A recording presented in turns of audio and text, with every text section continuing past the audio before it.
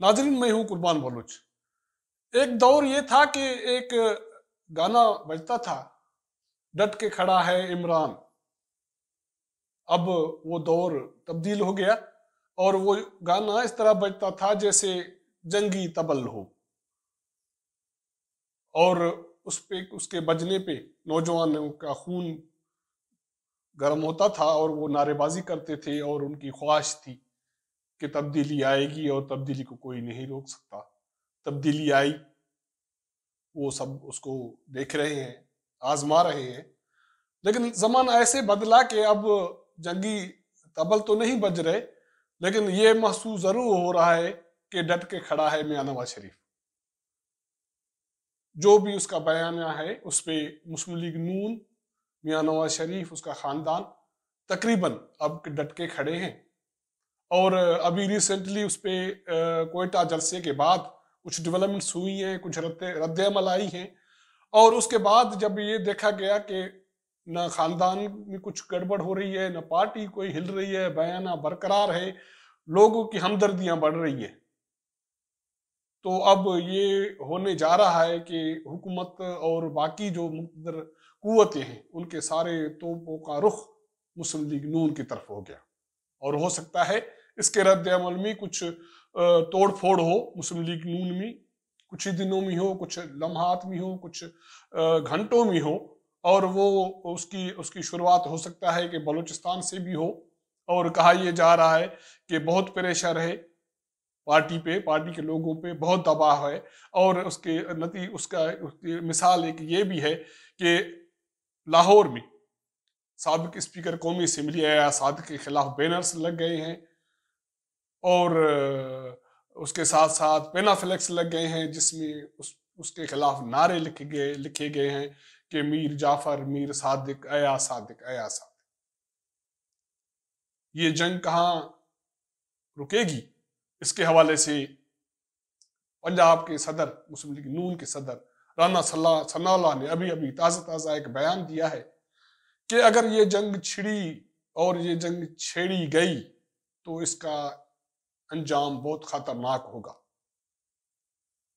दोनों तरफ से बयानबाजी का सिलसिला जारी है और एक हुकूमत की तरफ से तो वाज़ेह तौर पे कहा जा रहा है कि मुस्लिम लीग नून को बैन किया जाए, उसकी क़यादत के खिलाफ गद्दारी के मुक़दमात दाखिल किए जाएं। और उसके साथ साथ जो मुक़्तदर कुव्वतें हैं उनकी तरफ से सिर्फ ये बयान दे दिया गया है कि वाज़ेह बयान है कि फ़ौज को मत छेड़ा जाए। जो भी सूरत हाल बनती है अब पिछले कुछ दिनों की, उस पर हम उसका जायजा लेंगे।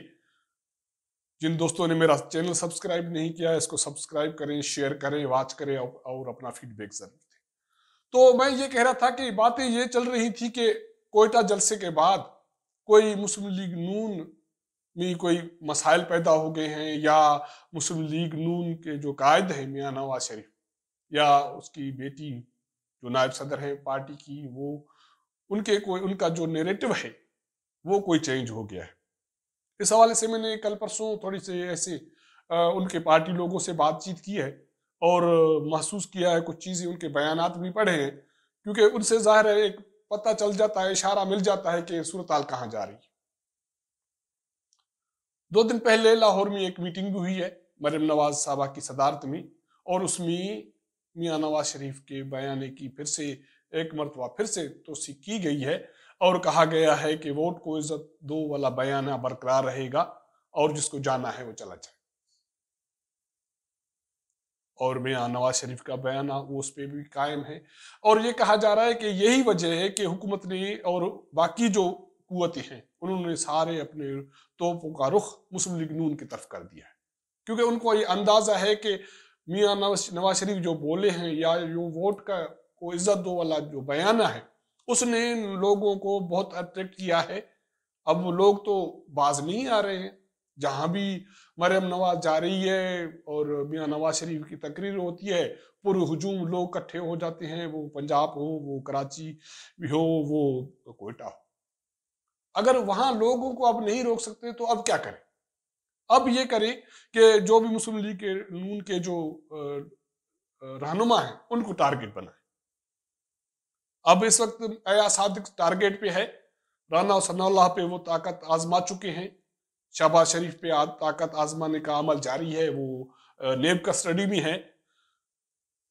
और उसके साथ साथ अब ये किया जा रहा है कि उनको पता है कि अगर ये इतना ये अट्रैक्शन मुस्लिम लीग नून के नारे की बरकरार रही तो ये तो सारे मुल्क में सूरत हाल खराब हो जाएगी। तो अब ये करें कि कोई ना कोई बहाना ढूंढे, कोई ना कोई बयान ढूंढे और उसके बाद कोशिश ये करें कि मियां नवाज शरीफ, मरियम नवाज और मुस्लिम लीग नून के बाकी रहनुमाओं के खिलाफ कोई गद्दारी वगैरह का कोई केस कोई बना ही डाले। जैसे माजी में ये ऐसे हथियार इस्तेमाल होते थे वही इस्तेमाल करने की कोशिश की जा रही है। और दूसरी कोशिश ये है कि मुस्लिम लीग को तोड़ा जाए, इस हवाले से कोशिश जारी है। इसका जो महवर है या उसके जो असबाब हैं वो ये हैं कि सारी कुव्वतें ये समझ बैठी हैं कि अब इस वक्त जो भी पीडीएम में कुव्वत है वो मियां का या मुस्लिम लीग नून का नारा है।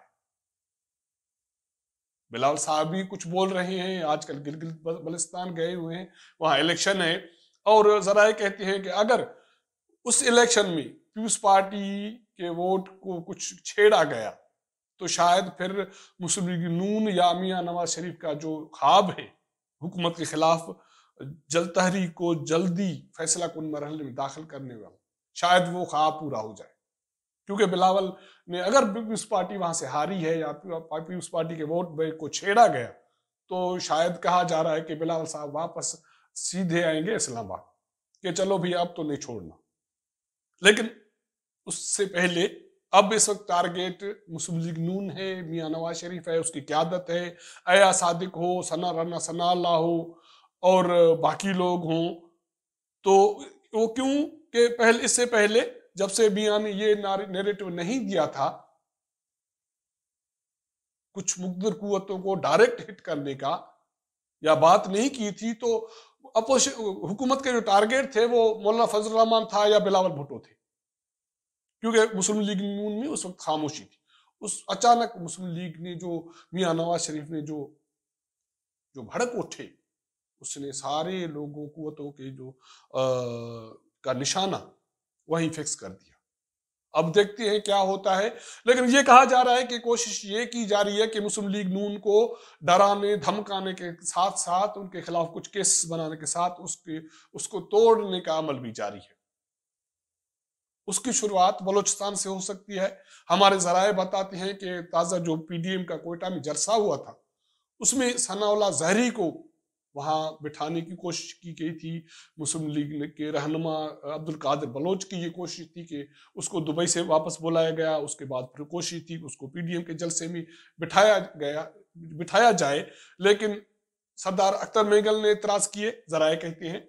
और उसके बाद ये बात जब मियां नवाज शरीफ के पास पहुंची तो उसने अपनी क़यादत को सख्ती से रोक दिया कि सनाउल्लाह ज़हरी को वहां पीडीएम के जलसे में नहीं बिठाना, क्योंकि वो सीएम शिप उसकी चली गई। उसके बाद वो जाके दुबई बैठ गए, पार्टी को ऐसे ही छोड़ दिया।